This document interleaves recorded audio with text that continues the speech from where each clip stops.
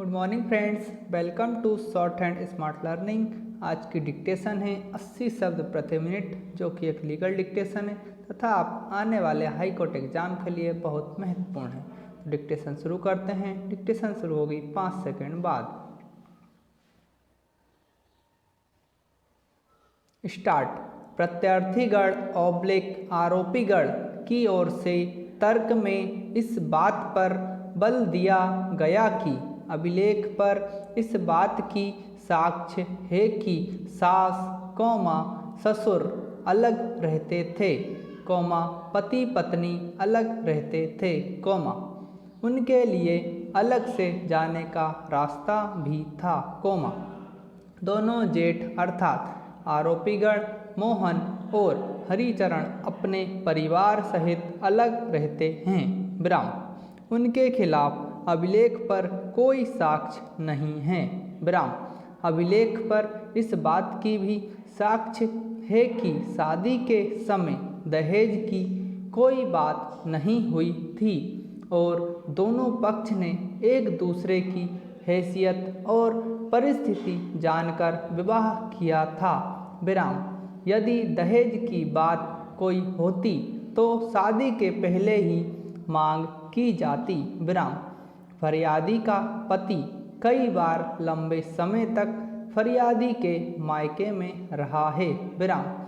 फरियादी अपने पति के साथ नहीं रहना चाहती बल्कि उसको अपने साथ भोपाल में रखना चाहती है, इसलिए उसे झूठा फंसाया गया है,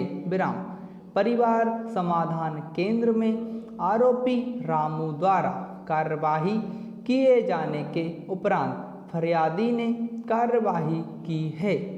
यह बात फरियादी के पिता के कथन से स्पष्ट है और फरियादी के पिता के कथन से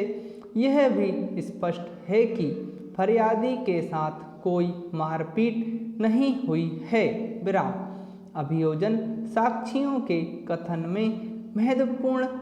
विरोधाभास है, जिससे विचारण न्यायालय का निर्णय तथ्य एवं विधि सम्मत है, उसमें हस्तक्षेप करने की आवश्यकता नहीं है, पैरा। इस संबंध में माया का कहना है कि आरोपी रामू उसका पति मोहन और हरिचरण उसके जेठ और राम प्रसाद ससुर हैं, उसका विवाह रामू से दिनांक 13/5/2014 को हिंदू रीति रिवाज से हुआ था,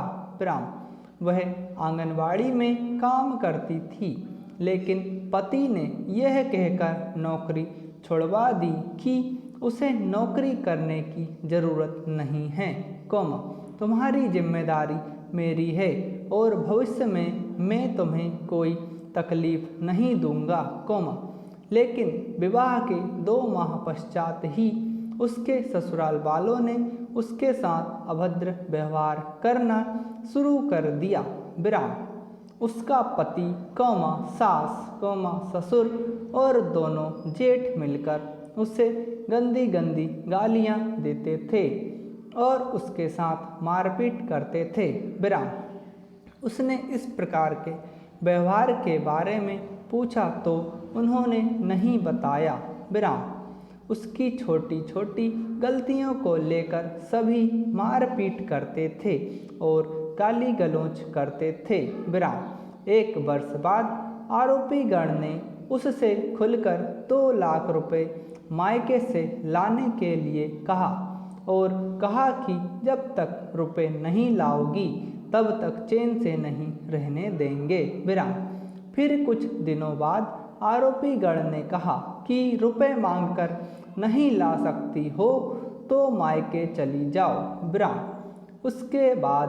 सभी आरोपीगण बात बात पर उसके साथ मारपीट और गाली गलौज करने लगे, इस दौरान वह गर्भवती हो गई, लेकिन ससुराल वालों का व्यवहार नहीं बदला, जैसे तैसे उसने एक लड़की को जन्म दिया, तब पति ने कहा कि उसे लड़की नहीं चाहिए थी, वह उसकी जिम्मेदारी नहीं उठाएगा, उसने अपने पति तथा ससुराल वालों को समझाने की कोशिश की, लेकिन उन पर रुपयों का भूत सवार था, इसलिए उसकी बात समझने को तैयार नहीं थे। विराम।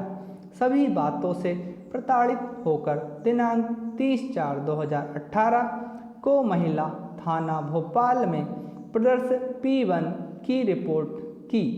जिस पर 0 पर प्रथम सूचना रिपोर्ट P2 दर्ज की गई। विराम। इसके पश्चात दिनांक 26/4/2018 को उसके पति ने फोन लगाकर धमकी दी कि यदि 7-8 दिन के अंदर घर नहीं आई तो वह जहर खाकर जान दे देगा, जिससे वह मानसिक रूप से और अधिक परेशान हो गई थी। विराम। उसने इस घटना के संबंध में भी थाना कोतवाली को डाक से आवेदन भेजा था, जो प्रदर्श P3 है। विराम। महिला थाने की FIR पर से थाना कोतवाली रायसेन में प्रथम सूचना रिपोर्ट दर्ज की गई, जो प्रदर्श P4 है, जिस पर उसके हस्ताक्षर हैं। विराम। पुलिस ने घटना स्थल का नक्शा मौका प्रदर्श P5 बनाया था, जिस पर उसके हस्ताक्षर हैं, और उसके पेश करने पर शादी की फोटो,